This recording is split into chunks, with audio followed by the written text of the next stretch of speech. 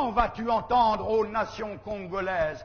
Combien de fois n'ai-je pas entendu à travers les médias, la radio, la télévision, déjà il y a des années, dans l'ancien régime que nous avons tous connu, reconstruction nationale, reconstruction nationale, reconstruction nationale, symposium, et tout ce que vous voulez, séminaire, et quoi encore? Et les choses vont de plus en plus mal. Pourquoi? Ce qu'il faut réformer, c'est notre cœur.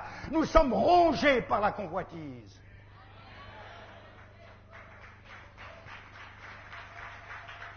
Oh, que Dieu vienne à notre secours et qu'il nous amène à une véritable repentance. Dieu en a assez de l'hypocrisie. Et le peuple de Dieu, le vrai peuple de Dieu, en a assez de l'hypocrisie.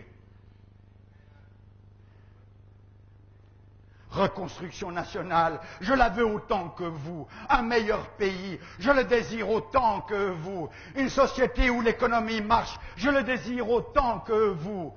Un pays où il y a des bonnes routes, qui ne le désire pas? Un pays où il y a de l'ordre, de la discipline et une prospérité matérielle, qui ne le veut pas? Mais ceci ne se fait pas sur la magouille, et ceci ne se fait pas, frères et sœurs, à travers la convoitise. Magistrat, où en es-tu? Ne cherches-tu pas à prendre le terrain ou le bien de l'autre en te cachant derrière les lois dans une hypocrisie innommable?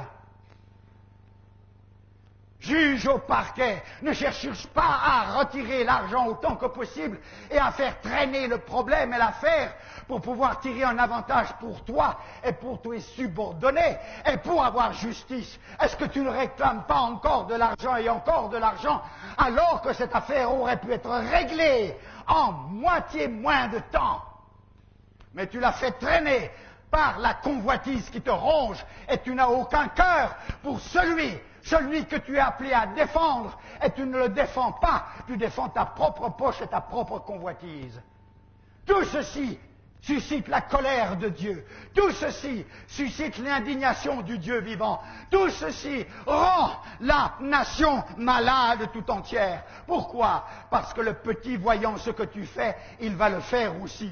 Et tu n'es pas l'exemple de qui que ce soit.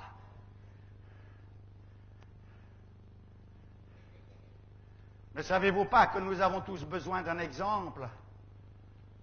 Que nos enfants, lorsqu'ils grandissent, ils ont besoin d'un exemple.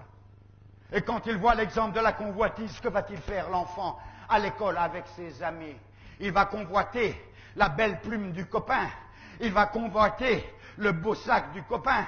Il va convoiter quoi encore? Pourquoi? Parce qu'il voit la